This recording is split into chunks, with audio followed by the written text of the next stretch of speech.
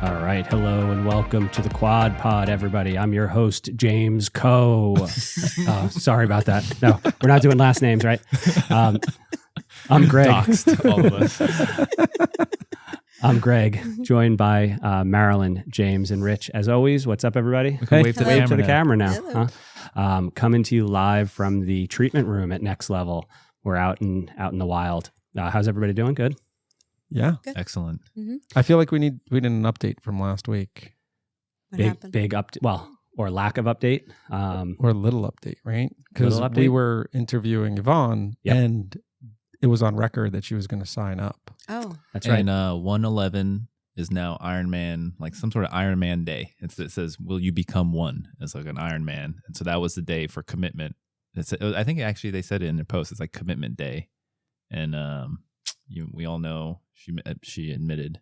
She admitted no Commitment sign issues. up. Commitment issues. Oh. She didn't sign up for. She was close. Yeah? She actually said she was going to buck the trend and do it the day before. And then something happened. And I did ask for an update today. And that update was no dice. No dice yet. I'm switching back to a king size bed. We do have team news. I got to get my phone, but Jackie, did anybody see that? No. Jackie Mendenhall, Oh, yeah, I saw think that. got a bronze. Do you have it there? I'll have to look it up, but World. because of how she finished or how she did finished last year. in the 17th percentile of her age group. What is it? Something status. She just makes bronze, it to a status. Yeah, bronze status. So she's going to be like Iron Iron Man? Man? Iron Man, Oh, yes. okay. So she's going to be in Worlds or Kona or what? I don't think so. I don't know. I don't think. I mean, maybe. I think so. I think she could just go. Rich, She's look just it up. show up. I mean, Well, we she could all put it just up on go. her story. They just so won't it let you race. disappeared. No, you have to scroll to the end. And this I'll year the scroll. women Sorry, are. Rich is new to Instagram. Yeah. This year the women are. In, Oh, it's on Kona, Instagram? right? Yeah. Oh, I Yeah. saw it on. Yeah. Okay. You trying to figure out how TikTok works, Rich? I Yeah, don't know where I left exactly. my phone, but I thought it was on Facebook. not congratulations to Instagram. Jackie. That's Way to right. go, good job. Jackie. That's great. Mm-hmm. That'll give her some impetus or some motivation to work on her rehab so that she could get ready for North Carolina this year. I don't think Mhm. Jackie needs motivation. No, I don't think so either. I don't think so. Okay. Well, that's real exciting radio, folks. Rich, you got to talk, man. I don't know what's Okay. coming. I thought we were. I He was can't looking up find what it. He's status looking she. for it's bronze status, Yeah. but I forget what its bronze status. All right. So while we're looking for that, Marilyn made us some delicious drinks, homemade, made with love. Mm. Marilyn, what do we got? Sangria, Sangria. and it's made with Pinot Noir. There's brandy. There's triple sec, and some peach schnapps, orange juice, and seltzer. Delicious. Ooh, perfect. Absolutely wonderful. Thank you. I definitely needed this today. It was one of those days at work. So thank you very much. We appreciate it. As always, delicious Cheers. stuff. I Cheers. did find it. Ooh, It that said- had a good sound. Yeah. Congratulations, you achieved all world athlete status for the 2023 year. That's intense. Your All racing world activity athlete. with the Ironman group, so a very select group, Mm. in 2022 positioned you in the top 17% of all athletes in your age group, earning you 2023 bronze all world athlete status. That's pretty cool. That's wow. impressive. I don't really it'd be interesting. Like she was 17. Do you think 17 was the cutoff or do you think Probably 20. 20, right? Yeah. That's awesome. Way to go, Jackie. I wonder if my email's coming and be like, you earned like wood status or something like wood, Check your plastic. spam. you owe us a status. What do you got for us? What do you got? We had to put you up in our race. Yeah. All right, so we're going to take a little. We've had guests on for the last couple episodes. We are going to dive back into the content this week. Looking at our notes and stuff, this is probably going to be a two-parter just because we got a lot to go over. But we thought it'd be fun to talk a little bit about all the data that's out there. We live in an age where data kind of controls our life. I know I hear about data-driven instruction every day at work, and I want to like vomit every time I hear it. But we have stuff around us in this sport that we can measure just about everything. And some of it's good, some of it's useful, and a lot of it is just maybe analysis or paralysis by analysis. There's just so much. So we thought we'd go through some stuff, try and talk about some of the take-home pieces from each of them that you can use to apply to your training to make you faster next year, and kind of how to track that stuff. So that's our plan. we're going to try and roundtable as much of this as we can and go through as many of the different topics, and we'll see where we get to this episode. So I think a good spot to start is probably where most athletes would start, with that dive into analytics and their data. And one of the most accessible things, the thing that's been around the longest, at least from like people have always had watches, right? They've always been timing themselves and how long they go for a run or how long they swim and stuff like that. But once you get the next step, I feel like, is heart rate. And I feel like a lot of people get a heart rate monitor. The watches nowadays all have something built into them. So let's talk a little bit about that. Do you guys all use heart rate at some point in your training in some way to guide stuff? Good. Yeah. So, Rich, you got a little bit for us? So, disclaimer that in approaching this, I thought of distilling it to the most basic and trying to funnel out everything that's kind of noise. And there's a lot of data on heart rate and everything. There's a lot of confusing stuff out there. So what we're going to try to give you guys is kind of like the basic ideas and the things you kind of should be paying attention to. And then you can build on that as you progress through the sport. And again, just a disclaimer, I started, at the very basic bottom level, assuming that people didn't really know much. So like if everybody knows heart rate training, we started a different conversation. But first of all, like, what is heart rate training? And it's basically like, what is a heart? I almost went there. We're not going to start that. It looks like you did. But basically what heart rate training is looking at, it's your body's need for oxygen. And that is going to determine what your effort is going to be while you work out. So, and just for simplicity, the higher the rate, the more of the intensity that you're going to get. So higher heart rate, higher intensity. And you're training at the time that you're training your heart rate is you're looking at your aerobic system, and you're not trying to overstress your skeletal and your muscular system. And it prevents you from like going too hard or too easy on certain runs, because now you have a metric that you can look at, and it also helps you to reduce fatigue and not overtrain. And so that helps in your recovery.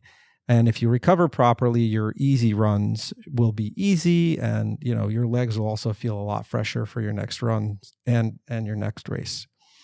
So now to how we determine our heart rates and zones and what it is a little bit.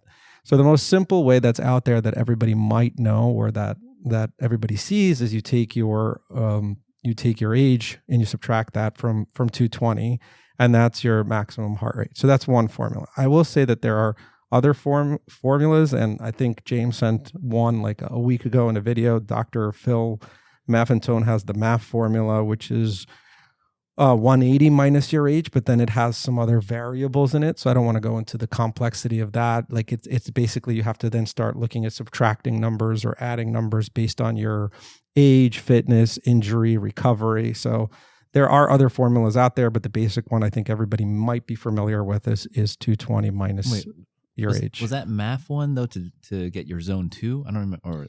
Well, it's all zones. Okay. Yeah. So two different ways of approaching kind of the same problem, right? We want to find where our different physiological borders are, right? So there's certain points where as you're exercising, you hit these physiological markers. Most of them aren't these nice little clean, though, lines in the sand. And that's where you see all these different methods that are out there to calculate different zones and stuff like that. So what Rich is talking about is trying to find your max heart rate. Now, the easiest way to find your max heart rate is go out and so there's a formula work real hard. Yeah. And, there's different workouts you can look at because it's really like, if I just go outside next level and run down the block real fast, I'm probably not going to hit max heart rate. So you have to do kind of like an effort, get it kind of high, and then just balls out, sprint to the end and see what you get. That might get you, if you're in the bell curve, you might end up pretty close to that 220 minus your age. That gets you your max. And then you apply a percentage to that to find each of the different zones. So what there is out there, so there's another formula called the Gelish equation, which is 207 minus your age, and there's others. But to get heart rate max, I think a lot of the data out there shows that what you want to do is you warm up a mile or two, and then you do a tempo mile, which is a comfortably hard pace, and then you gradually increase over 400 meters until your final 400 is like all out. like just crazy out. And the highest number on your monitor is going to be close to your threshold, your maximum heart rate. So how many? Let's not say 400s threshold though. are you That's supposed to do. It shouldn't take too many, just a couple. Okay. Yeah. So do you guys have an idea of where because I think our numbers don't really matter, but how close it fits to that 220 minus your age number? I've never done the math. Mine's 220. higher. You don't have to tell us how Do I old you know? are. You don't have to Huh? tell us what you could just say, no, I'm off by this many. I don't know. Because like we were talking last week, your heart rate is naturally a little bit higher. So Right. your max Yeah. heart rate, I feel It's like, higher. do you know, like the highest I've seen in the last couple of years is like 187 on a run. And that is off by On yours? a decent, because I'm 42. So I should be at like 178. Right? Did I do the math right? So I'm almost 10 beat. My actual max that I've seen in an effort is, 10 beats higher than that. So that's going to throw your numbers You know off. your calculator. I did that 5K with your son, and I saw my max at 203. So that was way equation off. does not work for It's way everybody. off. Right. 220 minus your age. Yeah. Yeah, we'll So give you. mine says 176. Yeah. I- Have you ever So seen we're all just gonna 176? Call out only, our ages. only on the Philly Marathon when it seemed very high, when it's Yeah. saying I was averaging like 170 something. Yeah, which I don't I don't trust think that that was number right. either. Mine's Right. pretty close. Yours is pretty close. Yeah. So out of 4 of us, only 1 out of 4 is showing that equation is a really probably accurate way to delineate your zones. So if you are physically able to, Go run. go do a max effort, and it's going to be different on the bike and on the run Mm-hmm. because you're not holding yourself up on the bike. It's going to probably be a couple of beats less. I've never seen 180 something Yeah, on the my bike. This is heart Mine rate was on the bike. actually on our latest FTP. I don't think I've ever gotten it that high on a bike. Yeah. Yeah, it was like Close just to- above that. Actually. Oh, wow. Okay. I think this should be like next week's track workout. Max heart rate test. Yeah. Yeah, my max heart rate on the I bike won't be is there. close, but my max heart rate running is totally different. Mhm. So Yeah. weight bearing Okay. exercise. So you were saying you Yeah. kind of set up these zones. So then when you have your zones, which I said, there are a lot of, there's a lot of data out there and there's a lot of zones. So if you look at some, there's like 7 zones, 8 zones. Training Peaks, I think, has 7. Garmin has 5. So I kind of looked across and kind of pinged Greg on the side, and we decided 5 was the most common number that people use for their zones. And so they break down where they go from the easiest to the hardest. Zone 1 is the easiest. Zone 5 is the hardest. And the way to calculate that, so if you can do the math, you have your max heart rate, and from 50 to 60%, so you take that and you do 50 to 60%, and that's your zone 1. That's your lightest effort. And then you could do your warm-ups and your cool downs, and you should be in that zone 1. If you're going to do your max heart rate 60 to 70%, that's your zone 2. This is a great zone, which we can talk about forever. It's where we all want to be. It's very comfortable, and it's a good fat burn right in that zone. Zone 3 is where you're going about 70 to 80% of your max heart rate. Just so everybody who's not watching YouTube, James is calculating his zones right now. He wants to know where he wants to be all the time. Which is where Zone your 2. like relaxed effort is, and it allows you to hold a conversation. It's like moderate aerobic. And when we were on our spin last week, I was talking to Greg in my zone 3, so it was like kind of relaxed, but I also was pausing at awkward times. So that Right. was definitely zone 3 I think training. kind of a good delineation between that, and we're going to get into Yeah. how to do these a little bit, is the top of zone 2. So that borderline between zone 2 and zone 3 is as close to a physiological shift as you'll ever get, like a nice clear cut one. And there's a lot of things that happen around that thing. One of them is your ventilatory threshold. In the scientific literature, that's what it's called. And you see a marked change in your rate of respiration at that top of zone 2 kind of place. And so what you can kind of tell, if you don't have any kind of fancy equipment, you're not in a lab, you're not doing anything, you would, in zone 2, you should be able to talk. You should have no problem, like the 80-20 books try and say we're in America, try and say the Pledge of Allegiance. And if you can say the Pledge of Allegiance without having to stop and catch your breath and like, do that, you're probably in zone 2. You're under that ventilatory threshold. If you can't, you're probably above it. And so zone 3, your breathing's going to be a little bit more labored. You'll be able to speak in like parts of a sentence before you have to kind of catch your breath. Yep. And then so zone 4 is about, I'm going to go with 81 to 93%. You'll see some small variation in that percentage. And that's really like a hard effort. It's still comfortably hard. You can only like do some broken sentences. It's your hard anaerobic level. And what I'll come back to is this is where your lactate threshold is. It's your top of zone 4. That's and then your first lactate threshold? Second. Oh, okay. Yeah. I was going to say, man. And then zone 5 is 94 to be about 100%. And it's the very hard effort that you can only do for maybe a few minutes, or, it's your VO2 max, which we'll also talk about. So just some common things that maybe people who use Garmin should know is that Garmin devices use heart rate zone based on your maximum and resting heart rates, which you set or it figures out over a little bit of time in your user profile. It actually does a little bit of a difference between females and males. When in Garmin Connect, it's using 220 minus, and then for females, it's using 226 minus. So it's being unfair to females. No, that makes sense. Yeah. To be unfair There's a to females? reason. No, not to be unfair to females. And then it's got women an auto detect feature that can detect maximum heart rate when your heart rate's higher than the value set in your user profile. So there's some things you can definitely play with in today's technology, which will give you your maximum heart rates. You could do those runs and tests. I recommend, like Greg said, doing that rather than just taking the number. But if you're just starting out and you need some kind of idea, then you can use those get started numbers. with that 221 as your age, and then massage it either way based on what those efforts feel like. I don't think there needs to be a line in the sand, especially if you're starting out. You're going to figure it out over time, and then most of your data should kind of help you hone in on where those borderlines are. Just to add to what Rich said, there was one thing I think to make it much easier. So everybody and their brother who's in exercise physiology comes up with these zones, and Training Peaks lets you pick from a list of 7 or 8 different ones based on if you're running and if you're cycling or swimming. The scientific literature does it super simple. They have 3 zones. It's a 3-zone model. And the verbiage changes sometimes. There's a moderate intensity zone, which we'd call zone 1 and zone 2. There's a heavy zone, which is zone 2. And in that 3-zone model, which is your tempo sweet spot or tempo threshold zone 3 and 4 in a normal 5-zone model.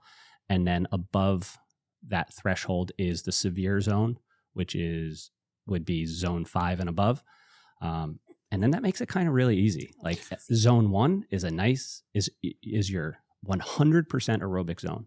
Zone 2 in that middle is anaerobic. No, you're aerobic at this point. And you're just sort of like, it's hard. Tempo threshold, zone 3, zone 4. And then above threshold is severe. And that's hard. So even though that makes it simple, like as you're training, for me, that's way more difficult to like get any kind of, because it doesn't really help me in the training. Like I want the zones to be like the 5 zone. I don't need 8 zones. I don't, but 3 just doesn't even feel like I'm breaking up the warm up to like the easy run to like the more variability there. I understand what you're saying, right? You want to be able to see it and say like, okay, I'm going to go warm up in zone 1 and then I'm going to do this in zone 2. Physiologically, do you need that? Physiologically, do you need to separate those with like? But if you're going to go 3 zones, might as well throw away the watch. Just go by feel. Well, I think like zone 1 is, I mean, do you ever warm up in zone 1? When we do our high knees and monster walks, that's zone 1. Oh, okay. I wasn't counting that. I ran this morning and my first 9-minute block was first 9 miles. Really? Yeah. Kept the heart rate low. Yeah. That might have been just because it's early in the morning, but kept it under 120. I think I'm in zone 1 a lot. Right. So like I want that breakup. I didn't think I could do that. So James, I went back and looked because I knew we'd be talking about this. So I went back and looked at some of your historical data just because I have it. Let's air it out from working with you. Give us this laundry. So if you use the Maffetone method to figure out that zone 2 number, yours is going to be 136, I think, 180 minus your age, right? Mm-hmm. Yours is 120 for my zone 2. That's the top of zone 2 for you. Oh, nice. That's what. So yeah, I Nice. tried to do what I thought was a zone 2 run, and my calculations were wrong. I thought it was like 130 something was my zone 2 based on maybe the 220. I looked at the lactate data that we collected at the track that day, Mm-hmm. and then used those numbers to go back and look at other runs. 120 is your number. That's a nice, easy number to remember. Yeah. Yeah. So like 120. you just I can't get transitioned onto me that. I gotta run perfectly slower. into my back into my notes because you Okay. just said the word lactate. I did. And I like that training, that lactate threshold. Uh-huh. So I want to explain it to our listeners and maybe talk a little bit about that, unless we still want to talk about the zones. No, I think You got it. I think you got it. I think we're All gonna right. we're gonna hit on. Jesus. Come on, Sorry. There's a Sorry. leg. She's just here. had a little bit to drink. this new There's a table is leg tough. in We're the getting used to it. table. All right. So if we Wait, could can talk, we back up 1 second Yeah. on zones though? Do we want to just talk about though? Zone 2 is like there's huge benefit there. Zone 3, the issue becomes, and this is what I've read, is that if you spend too much time there, the risk versus reward is not so great. That's where Mhm. Mhm. it feels like you're working out, feels nice, Yep. but there's very marginal benefit to your Mhm. fitness, and that's Yeah. where you can get into injury if you're Mhm. spending a lot of time there. Right. What ends up happening is so many people spend most of their time In there. zone 3. Those are very valuable zones, especially for the racing that we do. Like when you look at half Ironman efforts, they're in zone 3. Mm. Like they're high tempo, low threshold. Well, probably not low threshold, but they're high tempo efforts. So it's like, well, why shouldn't I be training at that if that's what I'm going to race at? And you hit the nail on the head is the amount of fatigue that you incur. And it's really, I don't want to get too deep into the weeds on this because we can. It's not just muscular fatigue that you're developing. It's muscular, it's like biochemical, and it also affects your nervous system. And zone 2 and lower doesn't have the same effect on your nervous system and your fatigue response as higher stuff does. So yeah, as much time as you can in zone 2 allows you to do lots of training. So that's kind of where I think zone 2 is almost like, and listen, I love it. If I had no races on the calendar, I'd probably try and do a year of zone 2, like across the board, and see what happened to me. it's a long experiment. Yeah, but I do think I think it's multiple It's like years. that I guy think that James The said. 10 years. the 10 years Yeah, thing. that guy. This is not it's not a race to a finish line in 6 months or a year. It's a decade. Like to really reach peak fitness, you need a decade, I think, of consistent training. And consistent means week in, week out. Like, yeah, you have a rest week here and there. You have a couple of weeks off in the off season and stuff, but it's year after year to really see your true potential. And Well, I think James is in peak fitness right now. he might be in his peak, but it might not be the actual peak. I've already peaked. It's all downhill now. So does that kind of answers your question? Then you're going to go into, But like you touched on it, right? So I want to talk about lactate threshold and it's what your body is doing there. And this does get a little bit more complex. And it's basically because the lactate threshold is this inflection point on a graph where your exercise intensity, at which your blood concentration of lactate or lactic acid in your system or in your cells begins to increase at a rapid rate, and it's 85% of your maximum heart rate or 75% of your maximum oxygen intake. So when a runner like exceeds that point, your fatigue starts to accumulate at such a rate that you can no longer clear the lactate from your muscles, from your system. For experienced runners, it's approximately 90% of max heart rate, which is higher, which at which point they're racing between like 10K or half marathon pace. And for an average runner, it's about way below 90% of your heart I rate. was gonna say 90% is oof. Yeah. 90%'s up there. So hard knowing your lactate threshold can help you determine how hard you should train and how hard you should push yourself during a race as well, so that you don't blow up. Yeah. So How did he look at you when he I said know. that? Yeah, that's Very not directed. nice. You feel triggered? Yeah. So at lactate threshold, your muscles begin to rapidly fatigue. Your devices do measure lactate threshold using your heart rate and your pace. And it's the estimated threshold is the average heart rate at 10 minutes and the heart rate at 30 minutes. So it's the average of that. So if you take your heart rate at 10 minutes, heart rate at 30 minutes. In a long-term fast effort. Yeah, right? in an out effort, Mhm. you take those two heart rates, add them up, divide them. That's your average. That's your lactate threshold. And how did I miss? How long is the effort? Well, you're going pretty good for 10 minutes. Take your heart rate there. Then you're going still pretty Another good 10. at 30 minutes. Oh, At 30 minutes, okay. and then you take your heart rate there. So a 30-minute effort. Yeah. Yeah. Okay. Even more, I guess, sciencey than that is that this is the level above which pyruvate, which is an intermediate product of your anaerobic metabolism, is produced faster than it can be used aerobically. Unused pyruvate splits into lactate, which is lactic acid, and positively charged hydrogen ions.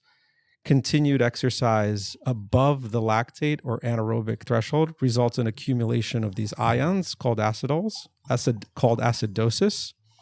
Not formaldehyde.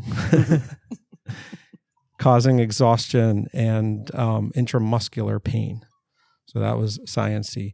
That was super Is that sciencey, why- and I'm a biology teacher. Is that the burn that you feel? Is that what that is? Okay. So we need to... Bring it back down to Unpack earth. that That a was a little bit. lot. Let's that was a unpack lot. Let's unpack that a little bit. Yeah. Okay. So if we try and take this at its absolute simplest, everything that you explained about heart rate was great. And it's trying to figure out the exact same thing that the lactate tests are trying to figure out. Lactate tests have typically only been something you could get done in a lab. You'd go into a lab, you'd be hooked up to a gas analyzer, you'd run through a ramp test, they'd be taking blood samples, and they'd be measuring lactate. The track. Most people don't have access to that, or most people aren't going to have access to that often. And therefore, you need some kind of other way to help figure out these zones. That's where the heart rate comes in. That's where the power comes in. That's where functional threshold comes in. The word functional is really important in that definition because that's what it was designed for. Let's make something that's actually functional. So you explained kind of all the chemistry behind it. Lactate is a natural product of metabolism of sugars. You break down sugars, and also, no, you don't break down. Fats going at a different spot. Breakdown of sugars. If that lactate, or you produce pyruvate, like you said, that pyruvate can go right into the mitochondria and be used to make lots and lots of ATP, which is your energetic currency. Adenosine triphosphate. There we go. If that lactate can't get into the mitochondria, then it usually is going to get converted into lactate. Lactate itself can be a fuel source. Lactate can be used by your muscles, by your brain, by your liver and stuff to fuel work. When it travels outside of the cell, it's going to bring a hydrogen ion with it. And that's where that the term lactic acid comes from. There's actually no, like, you're not making lactic acid. You're making lactate. It's bringing the hydrogen with it. That's dropping the blood pH. That's what, I don't know if that actually causes the burn. We'd have to go into like some chemistry books and figure it out. I think that's been kind of disproven. But it's basically where your lactate buildup in your bloodstream is more than what your body can clear and remove. Right. So there are two lactate thresholds. Most people, when they say threshold, most people are talking about the second one. That's the one that somewhat closely aligns with FTP, which we'll get to, your second ventilatory threshold. The first lactate threshold, though, is the one that delineates where the top of zone 2 is, where you kind of go from working easy to working a little bit harder. And that's where you go above baseline. So if we were to all sit here and I brought my lactate monitor in and we all take a sample, we'd all have a resting lactate level. It's probably somewhere around 1, which is the number the thing spits out, 1 millimole per something. That's your resting level. If you do a ramp test, you start ramping up from a really low wattage or speed. Take another sample. It's probably going to be the exact same number. Your lactate is not coming up because your cells are producing lactate, but they're using it. Once you get over that first lactate threshold, you see the graph turn up and you start to see more that lactate is going to leach into the cells. And you're going to see an increase in it. It's going to be a pretty linear increase, but you're going to see a curve on a graph if you were to plot them. And then you keep increasing the effort and you're going to get to the second turn point. And that's where the lactate is produced at a rate faster than it can be cleared. So if you would start to see a much faster increase in that curve. The graph would it's kind of like an exponential curve. And at that point, you are over your threshold. You can't maintain that effort very long. And that's where that second lactate threshold, which we try and correlate with FTP, comes from. So there's a lot of different ways you can measure it. Most accurate way is with a finger prick and a lactate meter. There's really everything else is sort of trying to get there without measuring the actual blood lactate. Yeah, so I thought that the first, what you called inflection point, is not your threshold. It's when your body starts producing lactate and you can clear it. And your second one is when it goes to that level of where you're not able to clear it anymore. Yeah, that's both the threshold. Yeah, I guess they're both called thresholds. Okay. When you read about them, they're both called thresholds. But most people really don't ever I don't think I learned about the first one even existed until a couple of years ago. The second one I was very familiar with, and I was just like, oh, that's my anaerobic or your aerobic threshold. And so in the literature, a lot of times the first one is called your aerobic threshold. Okay. And the second one is called your anaerobic threshold. Okay. So have you guys ever heard that eating or ingesting baking soda could block the feeling of that lactic acid? Yeah, and there's a couple of products on the market, right? Like Sport Legs. Have you ever seen those? I use that. Yeah. Does it work? I don't know. I mentally, I feel like it does. I'll take it before a race or a hard effort. But, I haven't taken it in years, but I do feel like I remember. I don't know if that has sodium. I think so. Sodium bicarbonate. Yeah. I don't know if that's what it is. It's some kind of. That one's like buffer. magnesium and something else. But I think it's a buffer.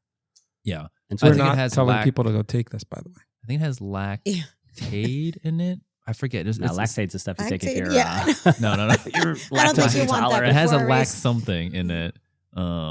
I guess that helps buffer. But what I was told though with the baking soda thing is there's explosive a fine diarrhea. Exactly. That's very defined. Oh my God. So that is the risk reward. You can either block. You can either block the pain and just deal with it, and just end up in the news with diarrhea in your pants. So that would be an interesting test to find out. Stop. No. I don't think anyone. Here. Let me bring it back to science. Let me bring it back to science. That is science. The chemical only reaction. way to rev up your anaerobic glycolysis is in environments lacking oxygen. So go train at high altitude, and you're going to be able to easy bring that up. So yeah, I think you touched on all the other stuff that I was going to touch upon. The anaerobic metabolism produces energy for short, high intensity bursts. It's like you talked about that. That's the first kind of threshold that you mentioned. You look like you got a question. I'm just wondering if you could build up a tolerance to baking soda. Oh my God. I think it sounds like a little bit every day. This weekend, you try it out. Go for it. Yeah, at home by yourself. Yeah. With a pack of wet wipes. Yeah, I think we covered it all. I think that your lactate threshold is your ability to use oxygen, which is an indicator of your cardiorespiratory fitness. And Greg has a lactose meter? No, lactate. Lactate meter. Lactate. You can go try a lactose meter. And I'll use his lactate meter. It was pretty cool. He did that for me training into Philly, right? Philly, we did a little test to see where we were at. I ran different paces around the track, and then basically we were basically figure out heart rate and pace miles, like my mile pace, where my first threshold pace was. So it was spot on, I think. Yep. Yeah. And that's kind of the nice thing about the lactate meter. It's similar once you kind of know where your zones are and those lines are. I use it as a spot check now, as opposed to I don't go do a ramp test every week or anything like that. I use it just to kind of get an idea of where those thresholds are and see if there's improvement, because sometimes you don't notice that improvement, especially on the low end of your power curve, where that, are you getting a little bit more efficient at doing zone 2 stuff?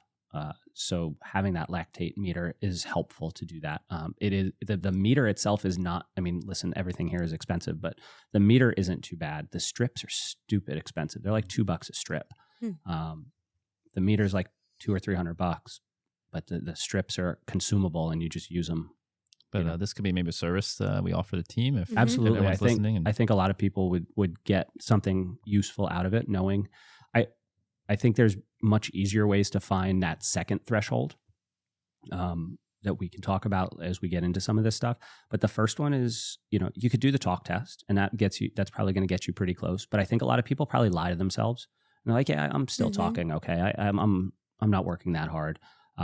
This, it's hard to lie what the number on the monitor says. And there's really no other good way to measure it, without being a little invasive like the lactate is.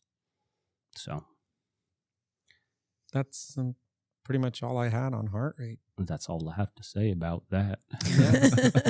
That's all I have. Well, thank you, Rich. That's very nice, Rich. Yeah, very well prepared. Where's that applause button? Oh. Please don't hit something that'll just Jumping make off. me sound ridiculous. I don't know where the Jumping off of volume high for that things. was. I had to delete that one. That's why this one's not lit up. Yeah, it was just phantom. Yeah, I don't know where that slider went. Just press a random button, see what happens. No. No, we can't. Sorry. Okay. All right. So what do we got next? We're going to talk about FTP. Sure. Everyone's favorite test. Everyone's favorite test, right? Well, it is becoming my favorite test. That's what it stands for. Favorite test. Interesting, people. really. Or Yeah. Why? Because I stopped doing the 20-minute FTP. Oh. so what do you do? Like 1 minute all He does out? a RAM test. I He do does a a ramp ramp test. test. There's an 8-minute FTP, which I don't do, but Yeah, I do a don't ramp trust. test. Don't do an enough. 8-minute. Yeah. Is Well, there- I can explain the Yeah, RAM let's hear test. it. All right. So I'm first we curious. have to talk about what FTP is. Okay. Functional threshold power. It's the highest average power you can sustain for approximately an hour. That's measured in watts. What's a watt? 1 watt is 1 joule per second, which What's a is joule? 1 kilowatt is gonna take a 1,000 while. joules a second.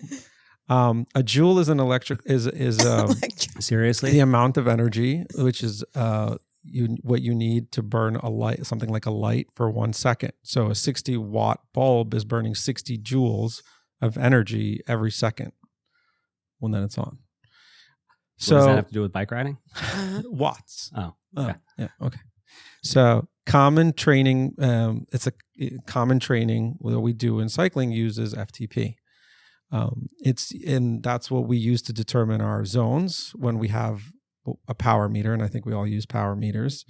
And it's training that lactate threshold. It's the highest amount of work your aerobic system can sustain for prolonged effort.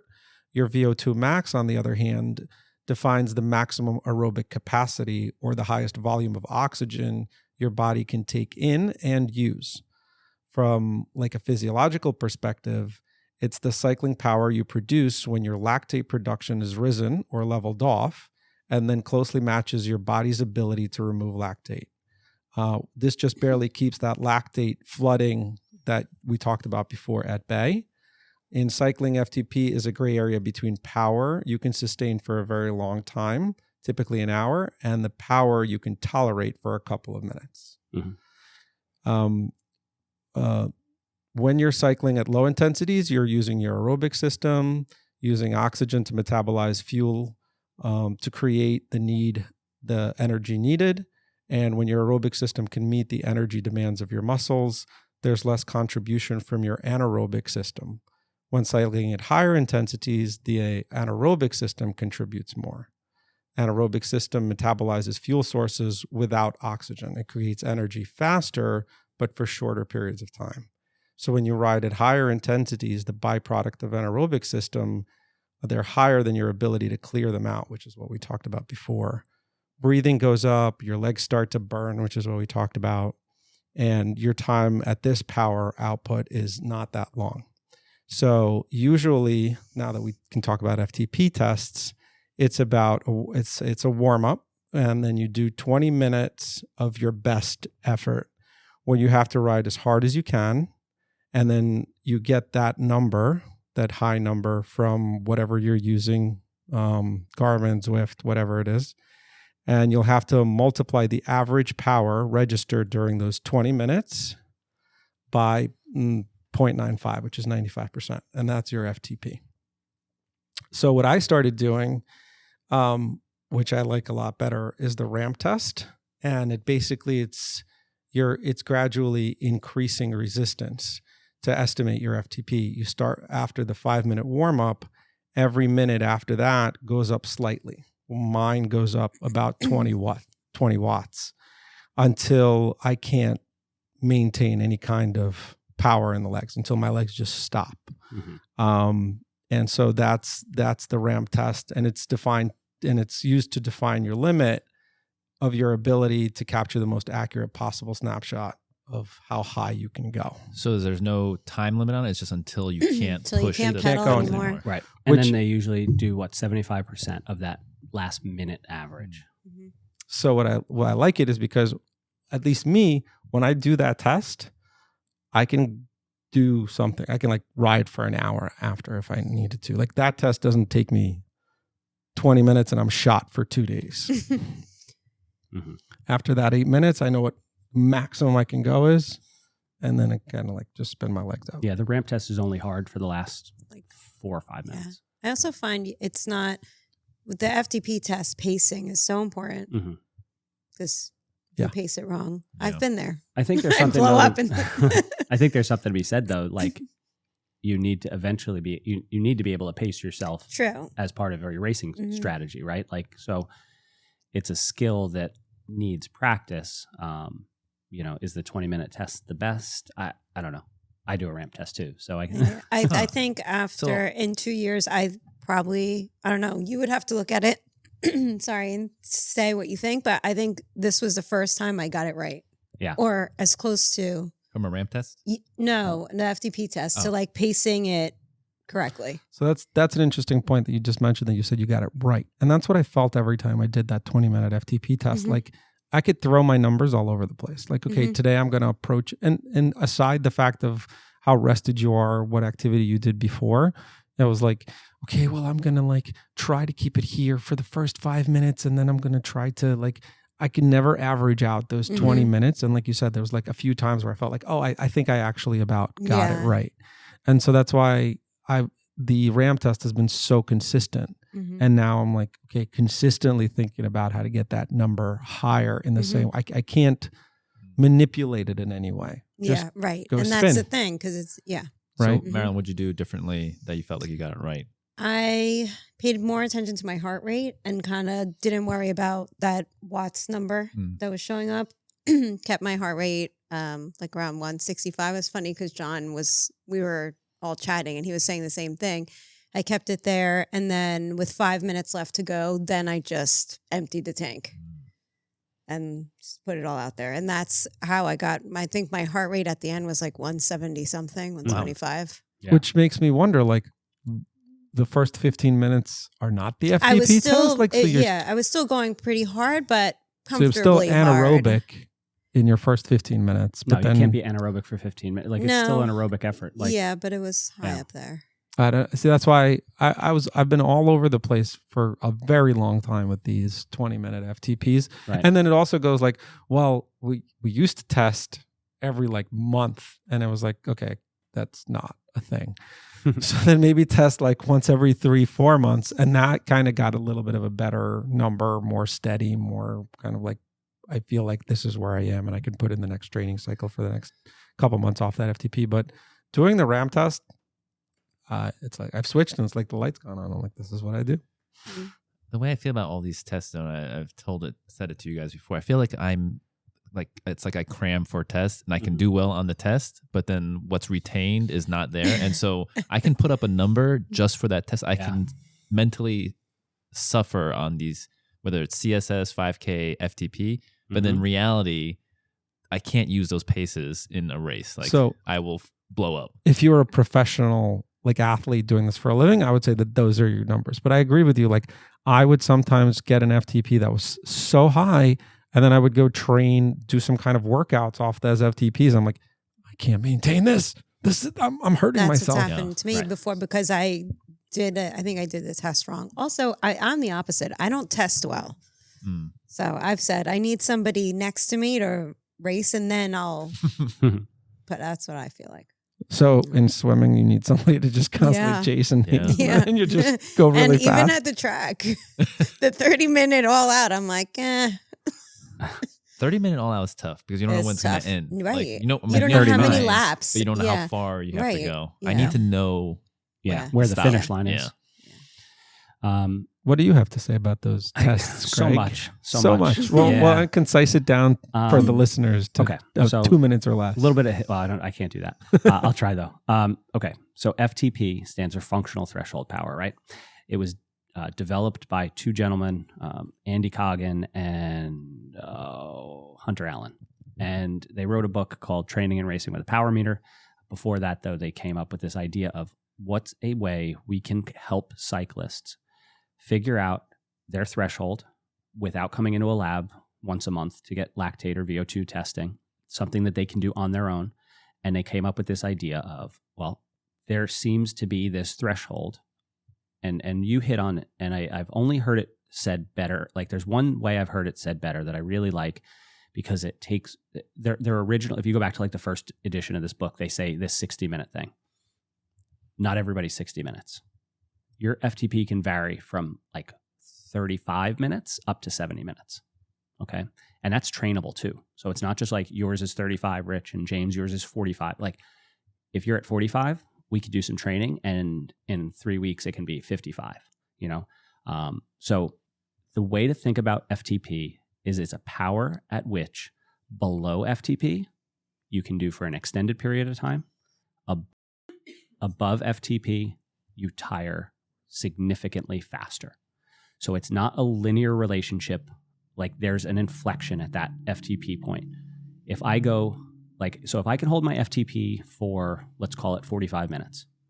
If I go down to 95% of FTP, I can probably hold it for an hour, hour and 15, hour and 20 minutes. That much of a Big difference at 95%. Big difference. Because you're clearing lactate? VO2, half Ironman power is like 85% of FTP. Yeah. And that's a 2.5 hour race. No, I get it, but it's because you're clearing lactate? Yes. Okay. Where 105% of FTP, I can do it for like 6 minutes, maybe 7 minutes. Wow. Okay. So when you're testing, you're doing those tests. Yours is so high that when then you go to train, you're still kind of above that particular FTP point that Greg's talking about. Right. And you're like suffering. So what these guys said with FTP is great number to use in cycling, kind of the gold standard or whatever is your 40K TT time, 40 kilometer TT, 25 miles. It ends up being around about an hour for a lot of people. Okay. So it ends up being around that kind of that's the word they use now, quasi steady state power. So if I could do 25 miles in an hour, I'll be happy. Yeah. What they said then is like, well, one, that'll beat the crap out of you if you try and do it, right? That's a heavy duty effort. But what if we can figure out some relationship between shorter power durations and FTP? And that's where this 20-minute test comes from. Now, the original version, and if you go online and look it up, it should still be out there because this is probably the correct way to do an FTP test. You're supposed to do a 5-minute, at least VO2 effort before the 20-minute effort. You want to use up your anaerobic reserve, kind of like your over-the-top battery. You want to use that up because if you don't, you're using that for the first part of your FTP test, So which is made probably what you're harder. How you go out harder. Which is probably what you're doing. Mm-hmm. And so if you have a pretty large, what's called anaerobic reserve capacity, kind of a battery, and every time you go over FTP, you're tapping into that battery. If yours is bigger, you can use that for more of your FTP test. Oh, it's definitely bigger. Okay. So Pat yourself on the back. so many jokes to be I had, right? Right. So if you're, we can't go there. This is a family-friendly podcast. What you should be doing, if you want to do a shorter test, you should be doing a 30-minute test and only using the last 20-minute average.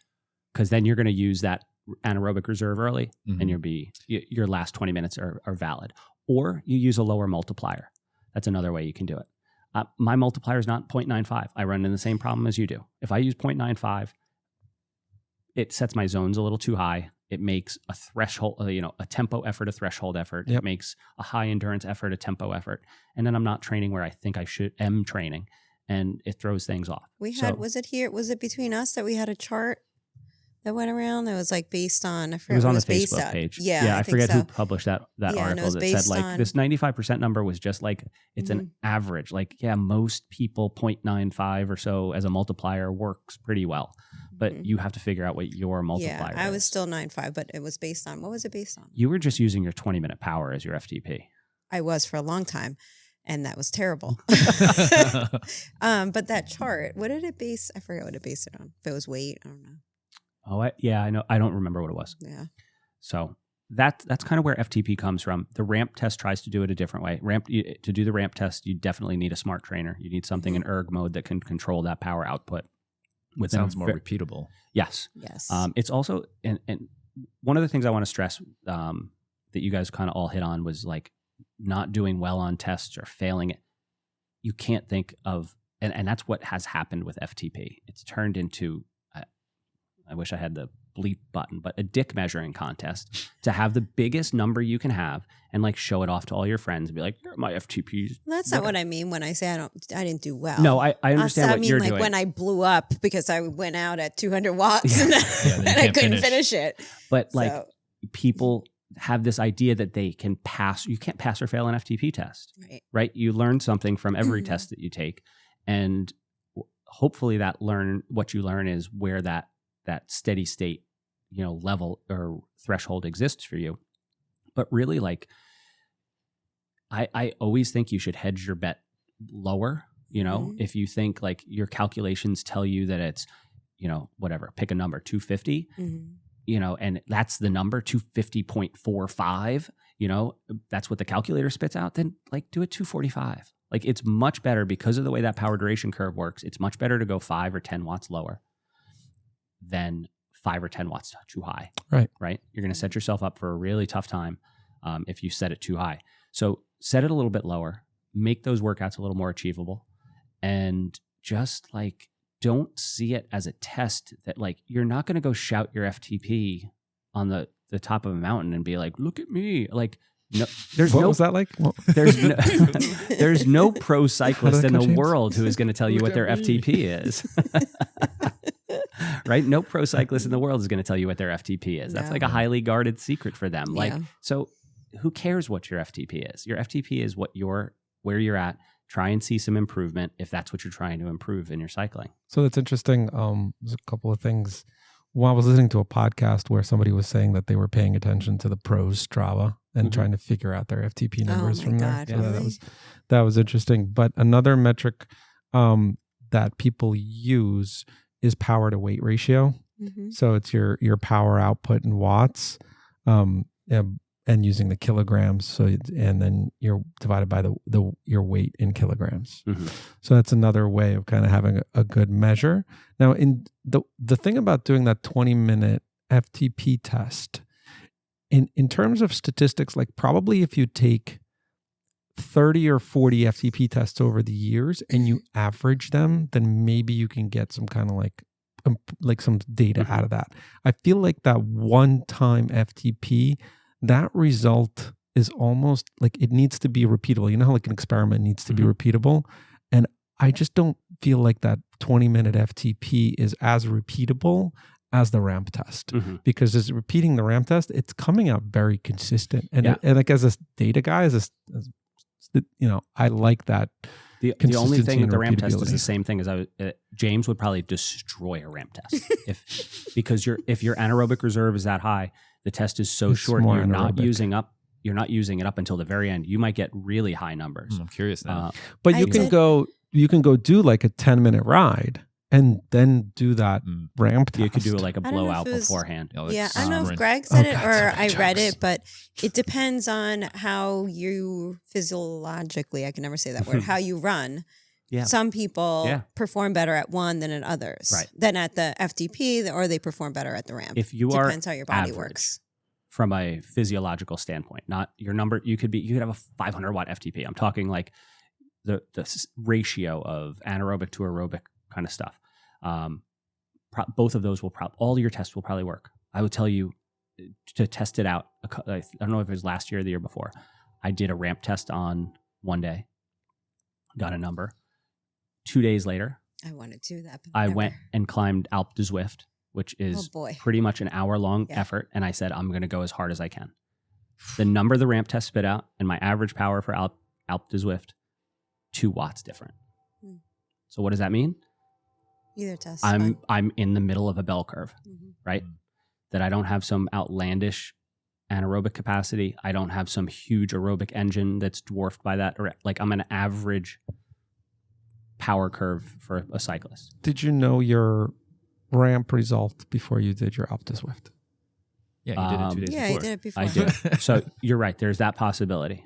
But I will tell you, I didn't really pay attention to my power because I was trying to beat a certain time on OptiSwift. So I was literally just trying to go as fast But as isn't that the same thing? No, because I didn't know what power would get me that time. You don't really, especially on an uphill, you don't know. But you knew that your power till the end. as you were getting closer to that hour and your distance remaining, that you needed to go harder.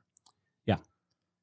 But honestly, like if I went that much harder, I would have thrown up on my shoes. Like I was maxed out. Like I went as hard as I could, and I didn't have, like, if you look at my power vial, it was pretty darn flat. Yeah, there was like the last 30 seconds I stood up and could sprint. But if that 30 seconds changed my average by a watt, 2 watts, like it got me to a good number. It gave me my functional threshold. Can we just avoid all the FTP tests if you just do a blood lactate test? Like you just did like some effort on a bike. But I do. I've started doing that. And so what I do 2 different lactate tests. I do a ramp test to find that first lactate threshold. And that's a sub-max effort. That's only going up until I see that first inflection point. And then I go like one or using two... a lactate meter. Using my lactate meter. I go 1 or 2 steps higher to make sure it wasn't like an anomaly and it's actually still going up. I do that. Then I do something called maximum lactate steady state. And that's kind of like an FTP test, but MLSS is usually a little bit lower than what your FTP would test at. Okay. And what I do is I warm up for 20 or 30 minutes, and then I pick a power that I think is pretty close to what this number is based on prior test data. And I do a 10-minute effort there, and I take a lactate test at 4 minutes and at 10 minutes. And if the number hasn't risen by more than 1 millimole, right? If it has, so if like I get to that first number and it's 3.2 at 4 minutes and 3.6, then I go up another 10 watts and I do another 10-minute test.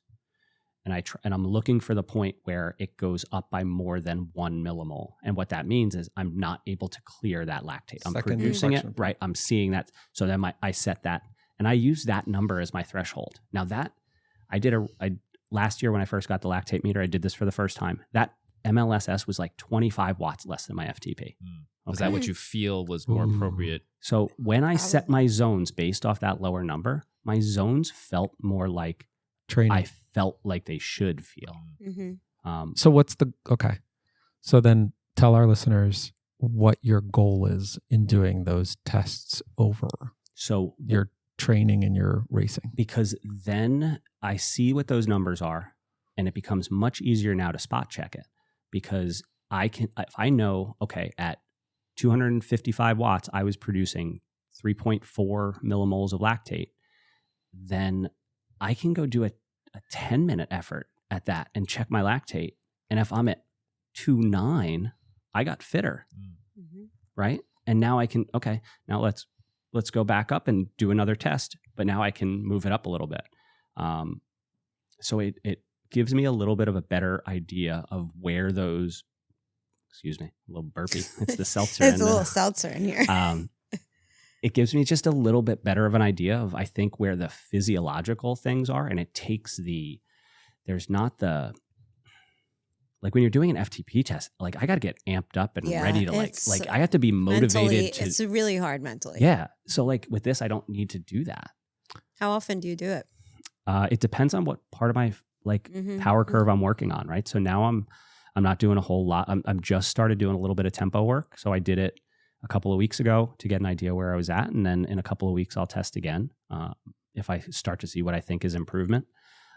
Prior to that, I wasn't really doing it because I was working on the low end of the aerobic stuff. So I was doing some of those low end aerobic ramp tests. And then like I'd be sitting there at 170 watts and I'd be like, let's prick my finger and see what number I get and make sure I'm doing okay. And then the next week I tried at 180 watts and see. So I just kind of want to say that that's all wonderful stuff. And I'm really into it, and that's great. That's not something the average person is going to be doing. Yeah, so I just kind of want to bring it back to that number I used earlier to maybe give people a better understanding is that power to weight ratio. So over time, over racing season, over whatever you want to use, I use the gauge of power to weight ratio.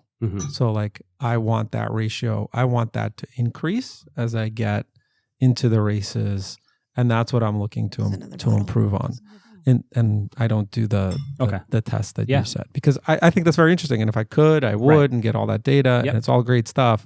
But maybe a lot of our listeners can just do the, over time, how has my power to weight ratio changed? And I think there's metrics out there that you can use that you don't have to test all the time. Yeah. Looking at what your power is for a given heart rate. It doesn't have to always be an all-out FTP test. Like if you're working on tempo work for a block, then you should see that either your power at that same heart rate starts going up as if your training's working, or if it doesn't, like you have to look at what you're doing. Are you pushing yourself enough to be getting the stimulus that you need? Like it doesn't have to be an FTP test. I guess what I've gotten to at this point in my athletic kind of journey is anchoring everything to one metric doesn't work. I think you have to look at stuff across a more broad spectrum. And I think that's what we're doing a good job of talking about all that different stuff here. FTP is one number, but people have been destroyed and ruined their seasons by focusing on that one thing. How high can I get my FTP? How big can that number be at the end of a 20-minute test? Unless you're racing, 10-mile TTs in England, which is like a big thing they do, I don't know that FTP needs to be your sole focus, and too many people hone in and focus on that one thing. Other things to focus on, and I think that it should be a part of everyone's workout as they are going through their journey, is when you go out there to do a kind of a workout or a test or whatever it is, or a ride outside, what you want to focus on is one thing. So you can go out there and focus on hammering the hills. That's something that'll improve you as a cyclist. You can go out there and focus on cadence, which I think is a very big thing that we didn't really touch on because we were talking about FTP. But that's, cadence is a very important thing when you're racing and cycling. So you want to focus on something like that. And then maybe you want to go out and focus on heart rate. So there's a lot of metrics to use when you're out there and what you can focus on. And the FTP also has zones, and you can look up some basic charts, which I've looked up, where they have about 5 or 6 zones, and it shows what your heart rate is at each zone. We talked about them in running, and what your power is going to be and how long you can hold it. And it goes from basically like that warm-up recovery or to your endurance pace, your tempo pace, your threshold pace, your VO2 max, and then your anaerobic capacity and what your intensities are at each one of those zones. And that's how your training should go once you've determined your FTP. Cool. Yeah, I think you just have to kind of keep track of all of it. Like, and that seems like it's a lot. Maybe that's not what I mean by keep track of all of it. I think you need to be aware of all of it. I think you can't hone in on just one thing. Power meters came out and became popular in probably the early 2000s, and everybody who got one was just like, well, I can throw away my heart rate strap. I don't have to worry about anything. Just power. And before that, it was heart rate. And like, you need to kind of have a big 10,000-foot view of all that data and see how it all fits together. Like I'm constantly paying attention to what's my power at a given heart rate, what's my pace when I'm running, or my power when I'm running at a given heart rate. What's the perceived exertion at those heart rates? Like this morning I was running. But you focus on one thing during that one particular period, or you focus on 10 different things? It's probably not 10 different things, but like I do like to anchor, because they're all sort of measuring something different, right? Like power is an external load that you're placing on your muscles. Your heart rate is your body's response to that load. So it's almost like how fast are you going versus what your RPMs on your tack in your car going. Like you need to balance. Like sweet spot. Yeah, I'm going to be worried if I'm going 40 miles an hour, but my car says it's doing 4,000 RPMs. Like if I was only looking at power, if I was only looking at speed, I'm like, oh, cool, I'm doing 20 miles an hour when I want to do 20 miles an hour. But what if that tack is pegged? Like there's something wrong there. You need to have all those kind of things in mind. I was running this morning and like I said, I warmed up in zone 1. I didn't mean to warm up in zone 1. It's like, but why isn't my heart rate coming up? Like, and I'm thinking about it as I'm going. I'm like, well, It's good. Is it good? Is it just HRV super early? Is it I'm not woken up yet? The caffeine hasn't kicked it. Like like there's something. Just it's fit. not just it's not fitness. Yeah. So it's like I kind of I'm going with HRV. paying attention. I'm paying attention to all those things. But if for the people who are out there and listening, there's a lot of data. You can definitely start using it.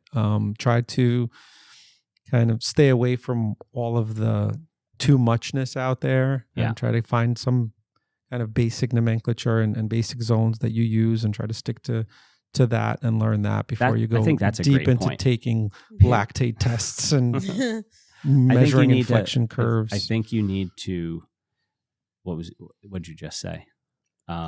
Shit. Nomenclature? No, he did say nomenclature. Did you really? I think you need to find like one or two things to really pay attention to. And then just learn those things, like heart rate is a great spot to start. Heart rate could be your end game also. Like I think heart rate's been poo-pooed over the years because power data. I think heart rate is a really great metric to use. I think power is a really great metric to use. I think lactate is probably pointless for most people out there. There's a lot of stuff that you can use. I think you need to pick one or two things. I think there was a podcast I used to listen to. It was a swimming podcast, but the guy gave a great way of trying to explain what you should be thinking about. And it was like, you need to associate a feeling with a pace and like an effort. Like you need to know that like, okay, 70% effort feels like this. And that 70% effort that feels like this associates with this pace. Mm-hmm. And like the better you get at that, the more dialed, all this data is trying to do is put numbers to what's going on in your body. Like you need to feel that. You need to know what that effort feels like and what it correlates to, because then that'll let you know when it's improving. And like the better in touch you are with what's going on as you exercise, the better you're going to be at adjusting those things on the fly when you need to. Yeah, I think the same way of saying it is like you need to figure out what gear 1 is, gear 2 is, gear 3 is, gear 4 is as part of your engine. And in gear 1, my heart rate's like this, my cadence is this, my whatever VO2 is this, and then as you know it and as you get better at knowing what gear 1, gear 2, gear 3 is, those metrics kind of become second nature and you can pay attention to them differently depending on the gear you're in and what you're looking to do. Yeah. Okay. Well, I think that was it for episode 1 of this. Is that a good spot to stop, guys? Yeah. Okay. Yeah. So we're going to take a break here. And next week, we're going to come back with part 2 of this, where we dive into some of the more kind of, I don't want to say minutia, but like some of the things that maybe you hadn't thought about tracking and thinking about when it comes to exercising and figuring out your plan. So thanks everybody for listening. Please subscribe, hit that like button, leave a comment, tell your friends about it. That'd probably be the best thing you could do right now is tell somebody you know. We're on TikTok, we're on Instagram, we're all the hip kids hang out. And we'll catch you next time with part 2 of our deep dive into data. Thanks for listening, everybody.